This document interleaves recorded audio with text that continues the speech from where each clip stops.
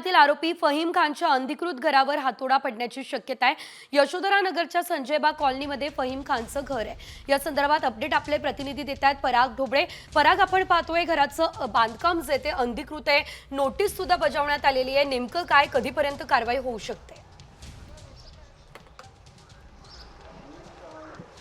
नक्कीच फहीम खान जो आहे तो खरं तर 17 मार्चला नागपुरात जो घडलेला हिंसाचार होता त्याचा मास्टरमाइंड असल्याचं बोललं जातं। तो सध्या पोलीस कोठडीमध्ये आहे।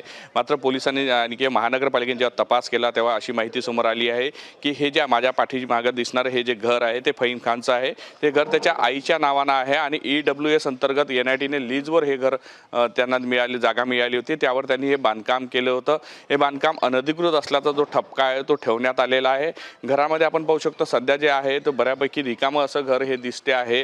खालचा भागही पाहू शकतो आपण कशा पद्धतीने रिकामा आहे, त्यामुळे अनधिकृत बांधकाम असल्यामुळे यावर तोडकाम केलं जाण्याची शक्यता आहे, बुलडोझर चालवल्या जाण्याची शक्यता जी आहे ती आज वर्तवली जात आहे। महानगरपालिकेने 2 दिवसापूर्वीच म्हणजे 21 तारखेला खरं तर हा नोटीस बजावला होता। नोटीस बजावल्यानंतर 24 तासात बांधकाम पाडण्यात कॉमस्कोर नुसार आता isakal.com आहे देशातील नंबर 1 ची मराठी न्यूज वेबसाईट। प्रत्येक अपडेटसाठी isakal.com ला नक्की अशा पद्धतीचा नोटीस म्हणजे उल्लेख करण्यात आलेला ते सुद्धा आपण पाहू शकतो। संजयबाग कॉलनीतला हे घर आहे, कॉर्नरचा हा प्लॉट आहे, 2 मजली खरं तर इमारत आहे ही आणि त्यामुळे हे मोठ्या प्रमाणात जे आहे सामान हलवण्याचं काम जे आहे ते आपल्याला दृश्यांमध्ये पाहायला मिळत आहे। काही प्रमाणात जे आहे सामान जे हलवताना आपल्याला घरातील सदस्य जे आहे ते दिसून येत आहे। त्यामुळे कुठंतरी हे घर जे आहे त्या घराचा जो भाग आहे तो कुठंतरी अनधिकृत असणारा जो भाग आहे तो तोडला जाऊ शकतो अशी माहिती जी आहे महानगरपालिकेकडून मिळत आहे। त्यामुळे या परिसरामध्ये मोठा पोलीस बंदोबस्त जो आहे तो तैनात करण्यात आलेला आहे आणि ही कारवाई आज दुपारनंतर होण्याची शक्यता जी आहे ती व्यक्त केली जात आहे। त्यासाठी महानगरपालिकेचे लोक सुद्धा असणार आहेत, तसंच पोलिसांचा मोठा बंदोबस्त असणार आहे।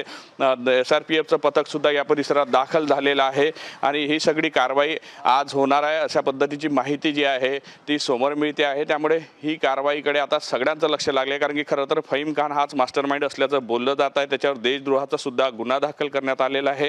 त्यामुळे अशा पद्धतीचे गुन्हे करणाऱ्यांना कुठल्याही पद्धतीने प्रशासन सोडणार नाही अशा पद्धतीचा संदेश जो आहे तो या कारवाईच्या माध्यमातून दिला जाणार आहे। आणि आज या ठिकाणी कारवाई संदर्भातला अपडेट्स घेत राहू। तुर्तास धन्यवाद पराग।